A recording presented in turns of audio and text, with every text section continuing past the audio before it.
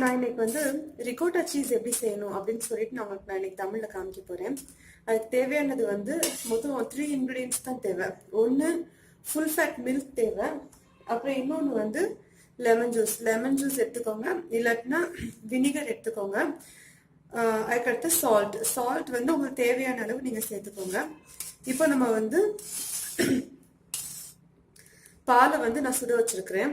ரிகோட்டா சீஸ்க்கு வந்து நீங்க வந்து ஃபுல் ஃபேட் மில்க் வந்து எடுத்துக்கோங்க. பாலாடை நீக்கப்படாத ஃபுல் ஃபேட் மில்க் வந்து எடுத்துக்கோங்க. இதுல வந்து பாலை வந்து நீங்க கொதிக்க விடக்கூடாது. கொதிக்க விடுறதுக்கு முன்னாடியே நம்ம வந்து லெமன் ஜூஸ் ஆட் பண்ணி இதை நம்ம திரைய வைக்கணும். நம்ம பார்ப்போம்.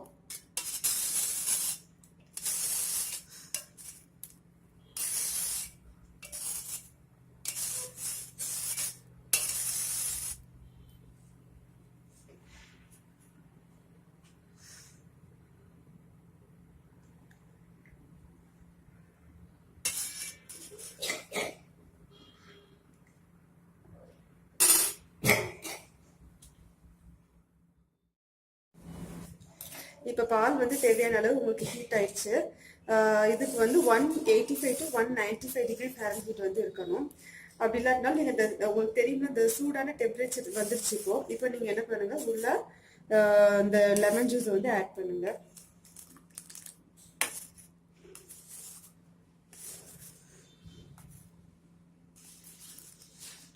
இது நமக்கு ஆட் பண்ணதும் பால் வந்து தெரிஞ்சிருச்சு.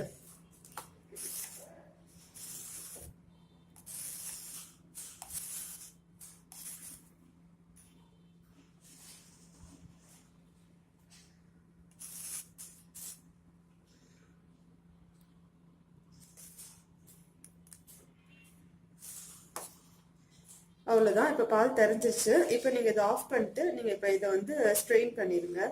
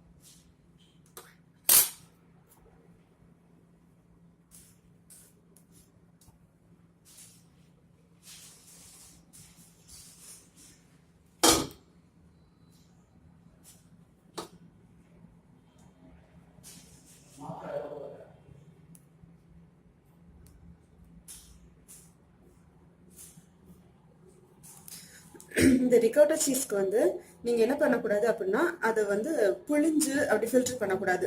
இதை வந்து நீங்க அப்படியே வந்து விட்டுறணும். இதை வந்து ஒரு ½ hour வந்து நீங்க அப்படியே இந்த தண்ணியை மட்டும் வடிய விட்டுருங்க. அதுக்கடுத்து நான் உங்களுக்கு காமிக்கிறேன்.